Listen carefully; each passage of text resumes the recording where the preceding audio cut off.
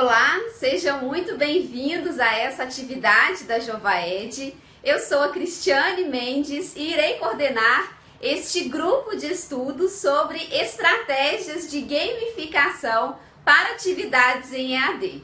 E o objetivo desta atividade é nos unirmos em um grupo de estudo que vai fazer a discussão sobre esse conceito gamificação. Então, eu preparei um cronograma para o nosso estudo e o objetivo deste primeiro dia é nos conhecermos melhor e entendermos sobre o conceito de gamificação. Bom, então vamos lá. Para nos conhecermos melhor, eu proponho que cada um conte um pouco sobre a sua atuação e sobre o interesse pelo assunto gamificação. Então, se você também já viveu alguma experiência dentro deste tema, compartilhe e assim a gente vai crescer e conhecer melhor o nosso grupo, tá certo? Bom, e eu também vou me apresentar aqui para vocês. Eu sou professora e eu atuo no ensino superior.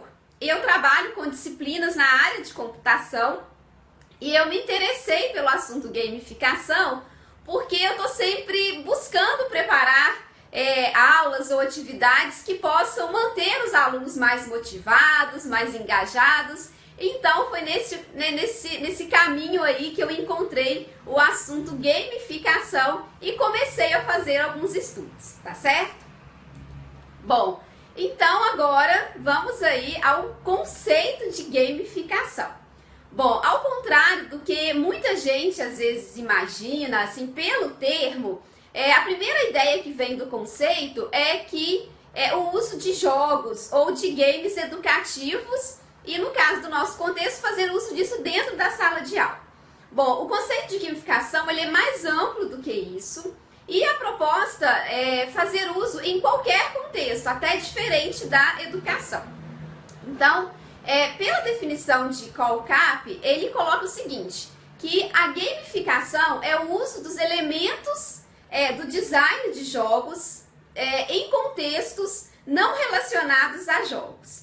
Bom, então, antes da gente comentar um pouquinho sobre esse conceito, só um esclarecimento sobre o termo gamificação que eu estou usando, porque não existe formalmente ainda essa palavra dentro do nosso dicionário.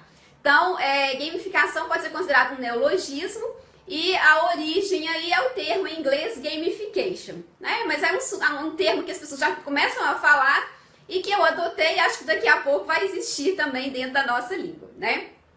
Bom, mas quando a gente confere, reflete sobre esse conceito que apresenta-se sobre gamificação, o que a gente observa?